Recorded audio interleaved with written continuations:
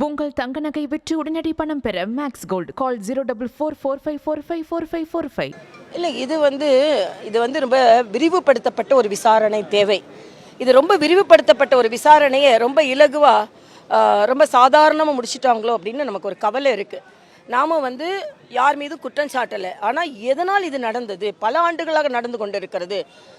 ஏழை மக்கள் கிட்னியை விற்கிற அளவுக்கு தமிழ்நாட்டில் ஏழ்மை எந்த அளவுக்கு இருக்குது, இதெல்லாம் இன்னும் அலசி ஆராயப்பட வேண்டிய ஒன்று. சும்மா நாங்கள் எடுத்துட்டோம். இன்னொன்று, மரியாதைக்குரிய அமைச்சர் இதில் ரொம்ப சாதாரணமாக இது கிட்னி திருட்டுன்னு சொல்ல முடியாது, முறைகேடு அப்படின்னு தான் சொல்லலான்ற அளவுக்கு போகிறாங்க. தயவு செய்து நான் கேட்குறேன், அந்த பாமர மக்களுக்கு நியாயம் கிடைக்க வேண்டும். இனிமேல் இப்படி நடக்காமல் இருக்க வேண்டும். அப்படின்னா கூட ஏன் இந்த அளவுக்கு ஏழ்மை இருக்கிறது என்பதையும் நம்ம அலசி ஆராயணும்.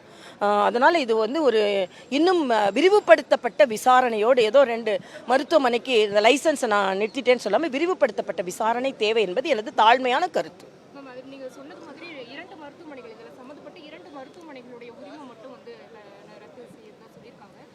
ஆனால் இன்னும் தமிழகம் முழுவதும் இந்த மாதிரியான விஷயங்கள் நடக்கிறதா ஒரு சந்தேகமும் கேள்வியும் எழுது. இது என்ன மாதிரியான இல்லை, இதுக்கு ஒரு முழுமையான ஒரு விசாரணை தேவை. என்னமோ விசாரணை கமிஷன் அறிக்கை வாங்கிட்டோம், இந்த 2 மருத்துவமனை லைசன்ஸை நாங்கள் ரத்து பண்ணிட்டோம், இதோட மூடிட்டோம் அப்படின்னு இல்லாமல் இது மூடக்கூடியது அல்ல. இது விரிவுபடுத்தப்பட வேண்டியது.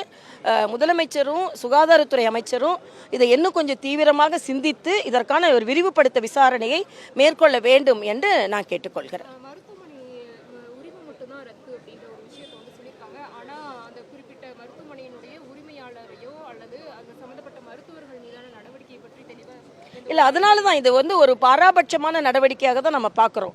மிக ரொம்ப இலகுவான நடவடிக்கையாக பார்க்குறோம். ஒரு அழுத்தமான நடவடிக்கையாக நம்ம பார்க்கல.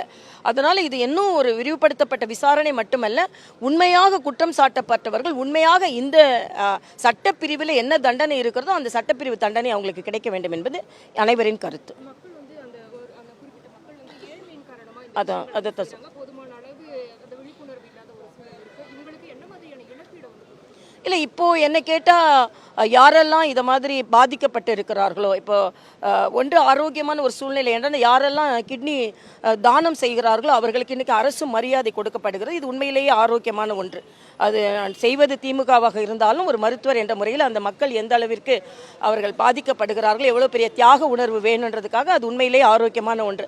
அதே மாதிரி யாரெல்லாம், ஏன்னா இப்போ இந்த மக்களை தேடி கண்டுபிடிச்சா ஒருவேளை கிட்னி திருட்டுக்காரங்களை நம்ம தண்டிக்க வேண்டுமோ அப்படின்ற ஒரு பாரபட்சம் பாராமல் இத்தகைய ஏழ்மைக்காக தானம் கொடுத்த மக்களுக்கு அரசாங்க உதவி செய்ய வேண்டும். அவங்களுக்கு ஏதாவது இளைஞர்களாக இருந்தால் அவர்களுக்கு அரசாங்க பணி கொடுக்கணும்.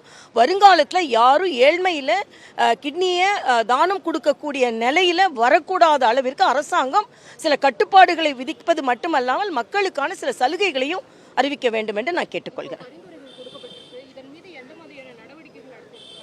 இல்லை, இது தீவிரமான நடவடிக்கையாக இருக்கணும். தண்டனையாக இருந்தால் அதுக்கான அந்த சட்டத்தில் என்ன நடவடிக்கையோ அது இருக்கணும். அது சும்மா சும்மா நான் நடவடிக்கை எடுக்கிறேன் ஆனால் தீவிரமாக இல்லைன்ற ஒரு நிலைப்பாடு இருக்கக்கூடாது என்பது எனது கருத்து.